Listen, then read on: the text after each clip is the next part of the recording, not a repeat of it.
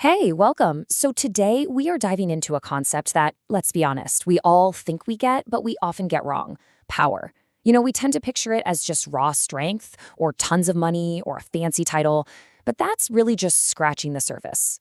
It really makes you wonder, right? Where does real, lasting power actually come from? The kind of influence that truly shapes societies, the kind that can literally change the course of history. It's a question that goes so much deeper than just who has the biggest army or the most cash. And here's the thing, the answer isn't what you probably think it is. It's not one thing. It's actually more like a ladder. Yeah, a kind of hidden architecture of influence. And it has 5 distinct levels. Each one is more powerful and way more invisible than the one before it. So in this explainer, we're going to climb that ladder one rung at a time.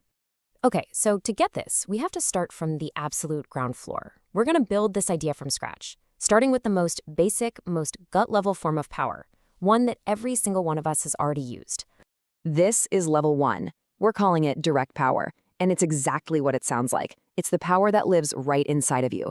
It's your raw, personal ability to make something happen with your own body, your own mind, your own personality. The key here? You don't need anyone's permission to use it. It's yours. I mean, think about it. Your physical strength lets you move a heavy box. The money in your wallet lets you buy a coffee right now. A skill you have, like coding or cooking, lets you create something out of nothing. Even your own personal charisma can quiet a room and get people to listen. It's immediate. It's direct cause and effect. And this is a huge but. Direct power has a fatal flaw. It's trapped. It's stuck inside your own body, and it only exists in the present moment. You can't be in 2 places at once, right? And you get tired. The second you walk out of that room or fall asleep, poof, that power's gone. It just doesn't scale. So if you want to get past the limits of level 1, you have to find a way to get power from other people. And as we're about to see, there are 2 totally different ways to do that. One is basically borrowed, and the other has to be earned. And that brings us right up to level 2, positional power.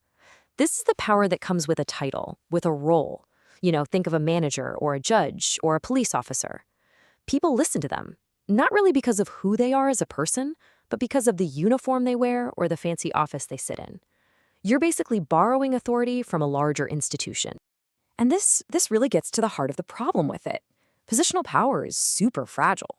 The moment you get fired or you retire or you lose that title for any reason, the power just evaporates. The respect was for the role, not for you. Someone else comes along, sits in that chair, and now the power is all theirs.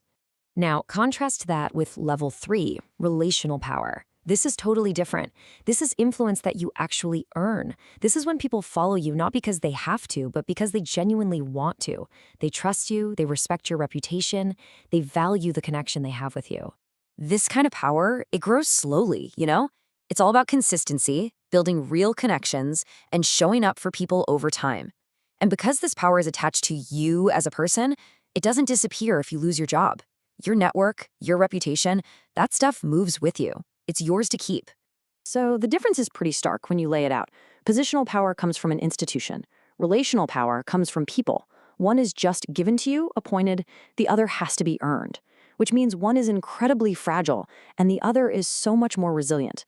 It's command versus connection. But hey, even this earned power isn't perfect. It has a weakness too. It needs constant maintenance. It takes work. Just like any friendship, right? Relationships fade if you don't give them attention. Trust can be broken in an instant. If you stop investing your time and energy, that power will slowly wither away.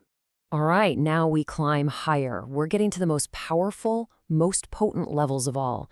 And these are different. They're not about what you can do personally or even who you know.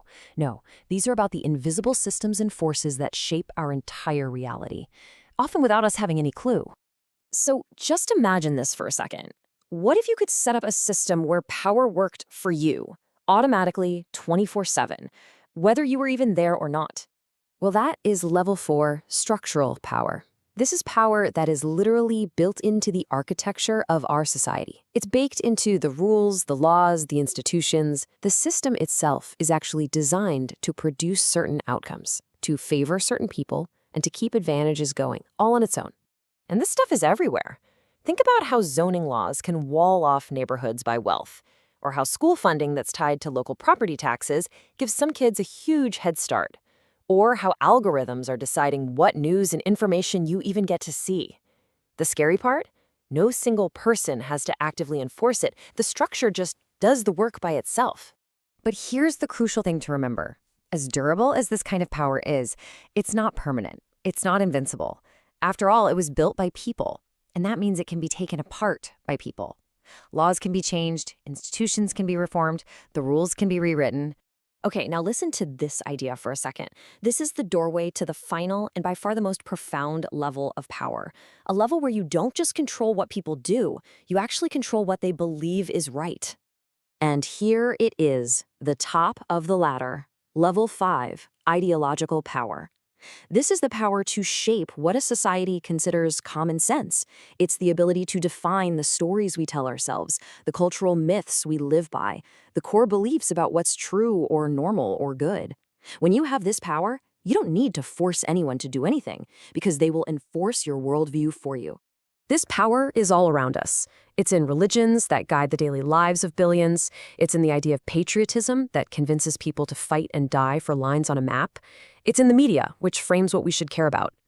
This is the level of power that makes people defend the systems we just talked about, even when those systems might be hurting them, because they truly believe they're defending what's right, what's just, or what's natural. So, wow, after climbing this entire ladder, from the very bottom to the very top, what have we actually found? Well, we've got a complete playbook. It's a brand new lens for seeing how influence and power really work in the world all around us. So let's just run through them one last time. We started at level 1, direct power, the power inside you. Then we moved up to 2, positional power, from a role you hold, and 3, relational power, from your network.